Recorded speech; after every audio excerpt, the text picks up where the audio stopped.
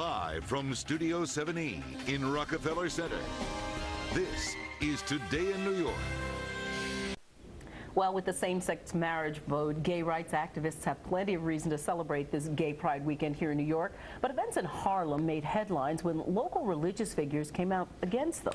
Tracy Strahan spoke to one pastor about the relationship between African Americans in the gay community and religion for this morning's Positively Black.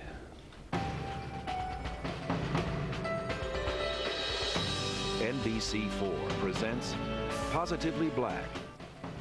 Well, let's face it, there's long been a contentious relationship between the black church and the LGBT community. But as we approach many of the pride events celebrating the gay community, at least one pastor says he wants to be a part of it.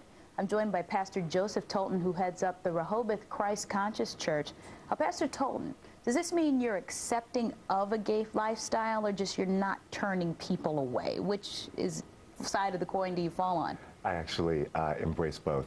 I believe that there is nothing about same-sex love that is on a collision course with the mind of God or the scriptures. And I fully embrace all people as being worthy of the love of God and worthy of being celebrated as God has made them in their individual uniqueness. Now, a lot of this came about during Harlem Pride Week. People were saying they didn't want gays to come into their churches or just be a part of it. A lot of the pastors in Harlem in the black church were saying that. It got to be a pretty heated debate.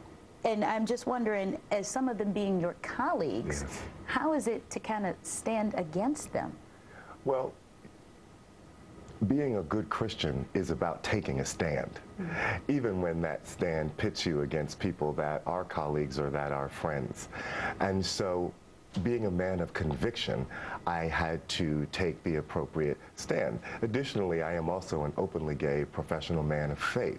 So much of my work in ministry is about the reconciliation of LGBT people with their faith and restoring people in terms of their relationship with their God. So the contentious nature of this, it's a part of what it means to take a stand and be a man of conviction. Well, being a man of conviction, about 90% of your congregants, you say, are in the LGBT community. That's a lot. That's a lot.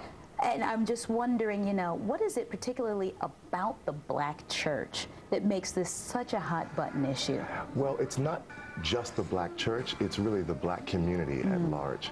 And what really happens is that in every society, there's psychological dysfunction and aggression, and that aggression needs a place to go. When you look at black America, you have more black men in prison than are in college. Black men's personhoods are under assault. We're the first ones to be hit by the penal system. And so there's a lot of aggression that black men face. And then for black women who are heterosexual, their pool of marriage-ready and marriage-focused potential prospects is very, very, very small. So they feel very, very threatened in terms of what their own lives can be. Now, as we leave, I want to talk to you not only about coming out as a gay man, but coming out as a man of conviction, as a man of Christ. Had to be a difficult time. Absolutely, it was. But I've always known who I was. And I remember being a child at about the age of 9 or 10 and feeling this call to ministry, but also very much knowing that I was a same-gender loving man. So it's been a difficult road, but I'm so glad to be free, and I'm so glad to be living my truth. All right, Pastor Joseph Tolton, thanks so much for joining us. Thank you. This has been a public affairs presentation of NBC 4. Positively Black.